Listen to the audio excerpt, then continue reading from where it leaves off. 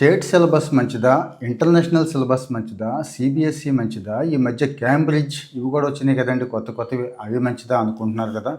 CBSE గురించి మొదటి నుంచి మంచి అభిప్రాయమే ఉంది. మనలో చాలామందికి స్టేట్ సిలబస్ కూడా మాన్పించేసి సీబీఎస్ఈలో జాయిన్ చేస్తూ ఉంటారు. ఎందుకంటే మంచి ప్రాక్టికల్ అప్రోచ్ ఉంటుంది. పిల్లల ఆలోచన విధానంలో మార్పు వస్తుంది. పిల్లలు కూడా బాగా చదువుతారు అనేది ఒక అభిప్రాయం. మంచి చెడ్డ గురించి నేను మాట్లాడట్లేదు కానీ ఈ సీబీఎస్ఈలో చదువుతున్న వాళ్ళకి ఒక గుడ్ న్యూస్ ఉందండి. పరీక్షల విధానంలో మార్పు వస్తోంది, సిలబస్లో మార్పు వస్తోంది. అంటే సెలెక్ట్ చేసుకునే సబ్జెక్టుల దగ్గర నుంచి అవి మార్పు వస్తుంది, మార్కులు కేటాయించే విధానంలో కూడా మార్పు వస్తుంది. మరి ఇన్ని మార్పులు వస్తున్నప్పుడు ఇలాంటి మంచి సమాచారం షేర్ చేసుకోవద్దా? మన కష్టం అంతా పిల్లల మీదే పెడతాం. అంటే రూపాయి పోగేసి పిల్లల కోసమే, ఇంక అది కూడా చాలకపోతే అప్పు సప్పు చేసి, అది కూడా చాలకపోతే ఉన్నదంతా అమ్మేసి అయినా కానీ చదువుకు పెడుతూ ఉంటాం కదండి. బాబు కాలేజీలకి ఇంత చదువు, స్కూళ్ళకి ఇంత చదువు పెట్టాల్సిన అవసరం లేదు, మేము అసలు ఆ డిగ్రీలే చూడట్లేదు, ఆల్రెడీ అమెరికాలో ట్రెండ్ స్టార్ట్ అయింది, కొన్ని కంపెనీలు ఎగ్జాంపుల్స్ ఇస్తున్నా. నేను కూడా అసలు ఏ కాలేజీ డిగ్రీ కూడా చూడొద్దు, అతను మన కంపెనీలో ఫిట్ అవుతాడా, స్కిల్స్ ఉంటే చాలు, స్కిల్స్ చూడండి అని చెప్పి శ్రీధర్ వెంబు రీసెంట్గా ఒక పోస్ట్ చేశాడు కదండి. మరి శ్రీధర్ వెంబు పోస్ట్ చేసిన దాన్నే నేను ఉదాహరిస్తున్నాను. అలాగని చదువు మానిపించాడని చెప్పడం నా ఉద్దేశం కాదు, కానీ లక్షల చదువు కోసం పెట్టేసి మనం పేదవాళ్ళం అయిపోవాల్సిన అవసరం లేదు అని చెప్తున్నాను. సో మరి సిబిఎస్ఈ వాళ్ళ కోసం ప్రభుత్వం ఏం ఆలోచిస్తుంది, ఏం మార్పులు తెద్దాం అనుకుంటుంది అనేది క్లుప్తంగా ఇక్కడ చెప్పేస్తాను. ఇంకా మీకు చాలా డౌట్స్ ఉంటాయి కదండి. అప్పుడు నేను కాస్త లోపలికి వెళ్ళి ఈ సిబిఎస్ఈ ఎక్స్పర్ట్స్తో కూడా మళ్ళీ ఇంకొక వీడియో మీకు చేస్తానండి. సో 2026 సంవత్సరం ఇప్పుడు చెప్పుకునే మార్పులన్నీ కూడా వచ్చే సంవత్సరం నుంచి పరీక్షా విధానం కానీ, సిలబస్ కానీ, గ్రేడింగ్ కానీ ఇవన్నీ నెక్స్ట్ ఇయర్ నుంచి వస్తున్నాయండి.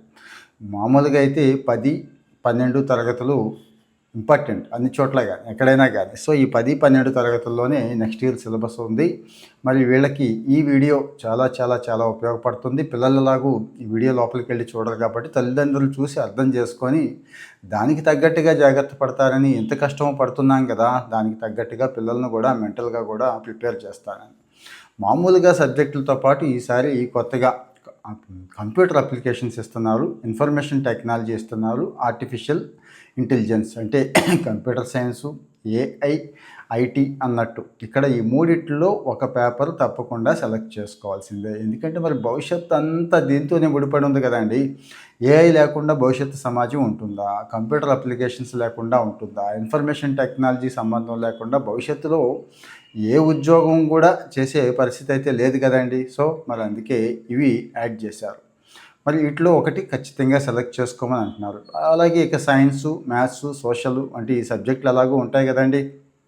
అయితే ఎక్కడైనా కానీ ఫెయిల్ అయినా ఇక్కడ ఇప్పుడు చెప్తున్న సబ్జెక్టులు ఒకటి తీసుకొని ఇందులో వచ్చిన మార్కులు కూడా తీసుకొని లెక్కేస్తారని చెప్పి, అలాగే 12వ తరగతిలో అయితే ఎలక్ట్రానిక్స్, 12వ తరగతి అంటే ఇంటర్మీడియట్లో అండి, ఎలక్ట్రానిక్స్, హార్డ్వేరు, డిజైను, థింకింగ్ అంటే 12 మీన్స్ ఇంటర్ సెకండ్ ఇయర్ అనుకోవచ్చు. ఇవి యాడ్ చేస్తారని చెప్పి ప్రస్తుతానికి సమాచారం. సిబిఎస్ఈ ఇచ్చిన నోటిఫికేషన్ బట్టి నేను ఈ సమాచారం అంతా చెప్తున్నాను. అలాగే బేసిక్ మ్యాథ్స్ తీసుకున్న విద్యార్థులు కూడా 11వ తరగతిలో అంటే 10వ తరగతిలో బేసిక్ మ్యాథ్స్ తీసుకున్న వాళ్ళు 11వ తరగతిలో కూడా బేసిక్ మ్యాథ్స్ సెలెక్ట్ చేసుకోవచ్చు. ఇదివరకు 10వ తరగతిలో బేసిక్ మ్యాథ్స్ తీసుకున్న వాళ్ళు 11లో స్టాండర్డ్ మ్యాథ్స్ తీసుకోలేకపోయేవాళ్ళు, ఆప్షన్ లేదు. ఇప్పుడు తీసుకునే అవకాశం ఇస్తున్నారు. అలాగే 10వ తరగతి బోర్డు పరీక్షలు సంవత్సరానికి ఈసారి 2 సార్లు అండి. ఇంతకుముందు ఒకేసారి ఉండేది కదా, ఈసారి 2 సార్లు ఇస్తామని చెప్తున్నారండి. అంటే 10వ తరగతి విద్యార్థులు 2 సార్లు రాసుకోవచ్చు.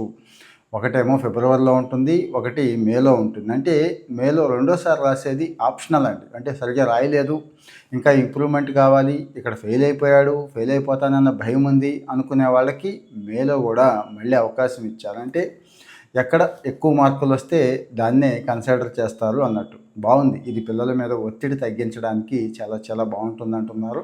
చూడాలి ఏం జరుగుతుంది అనేది, చూద్దామండి. మన పిల్లలు కూడా ఒపీనియన్ చెప్తారు, పేరెంట్స్ కూడా మీరు ఒపీనియన్ చెప్తారు కదా, దయచేసి మీ ఒపీనియన్ పోస్ట్ చేయండి. అలాగే 11, 12లో ఇంకొక ప్రధానమైన ఇంపార్టెంట్ సబ్జెక్టు లీగల్ స్టడీస్ అండి.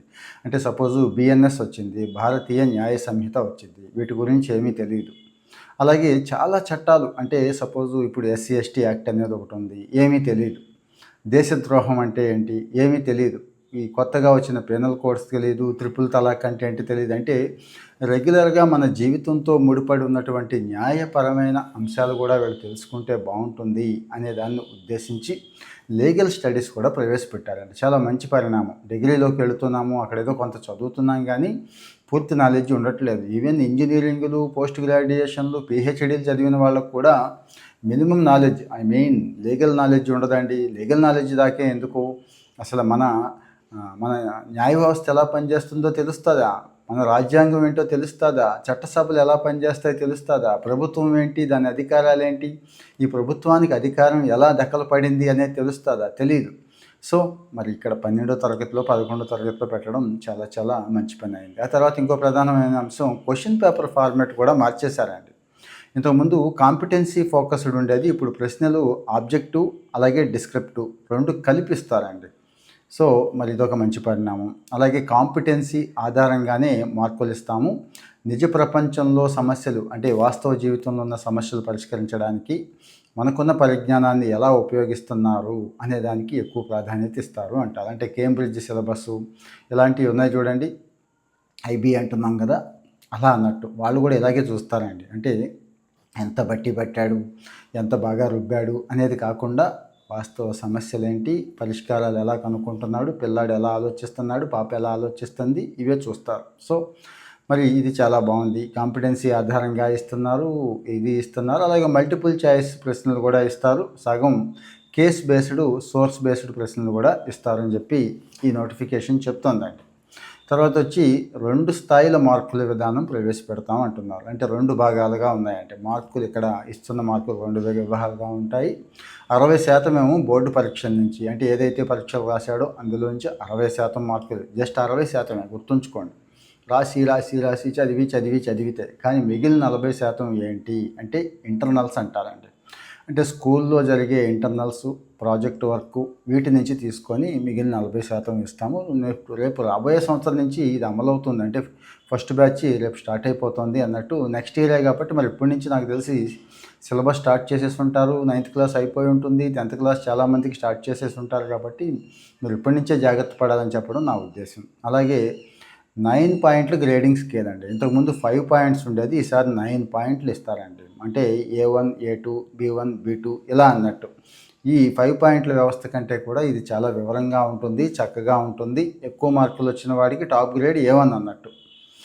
సో మరి ఈ వ్యవస్థలో కొత్తగా స్కిల్స్ నేర్చుకునే అవకాశాలు ఉన్నాయి, డిజైన్ గురించి తెలుసుకునే అవకాశాలు ఉన్నాయి, ఆర్టిఫిషియల్ ఇంటెలిజెన్స్ నేర్చుకునే అవకాశం ఉంది, లీగల్ స్టడీస్ మీద కొంత పట్టు సంపాదించుకునే అవకాశం ఉంది. కాబట్టి ప్లస్ చాయిస్ ఉంది, మ్యాండేటరీ కాదు. ఇందులో చాయిస్ ఇచ్చేసి మీకు ఏం కావాలో అది నేర్చుకోండి అని చెప్తున్నారు. కాబట్టి సో ఇంకా ఎవాల్యుయేషన్ అది ఎట్లా ఉంటుందంటే డిజిటల్ ఎవాల్యుయేషన్ తీసుకొస్తున్నాము.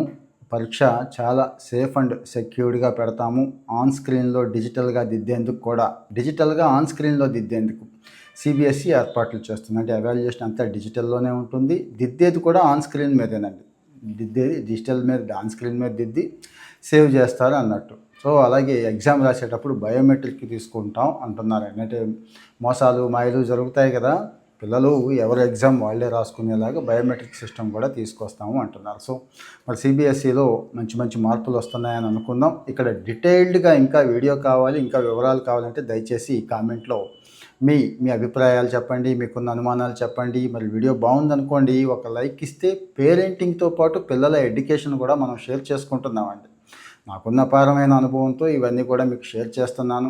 అలాగే గవర్నమెంట్లో ఏ స్కీమ్స్ వచ్చినా, ఏ జీవోస్ వచ్చినా, పెద్ద మార్పులు, సమాజం మీద పెద్ద మార్పులు ఏం పడినా కానీ మీకు అర్థమయ్యేలాగా మీకు షేర్ చేయాలనేదే నా తాపత్రయం. నేను ఎలాగో తెలుసుకుంటాను రోజువారీ లైఫ్లో, నేను తెలుసుకున్న దాన్ని కాస్త మీకు ఎక్స్ప్లెయిన్ చేసే ప్రయత్నం ఈ వీడియోల ద్వారా చేస్తున్నాను. సో దయచేసి మరి ఎవరికి అవసరం అవుతాయో వాళ్ళకి షేర్ చేయండి, ఫాలో అవుతూ ఉండండి. చాలామంది ఇంకా ఫాలో అవ్వట్లేదు, దయచేసి ఫాలో బటన్ నొక్కేయండి.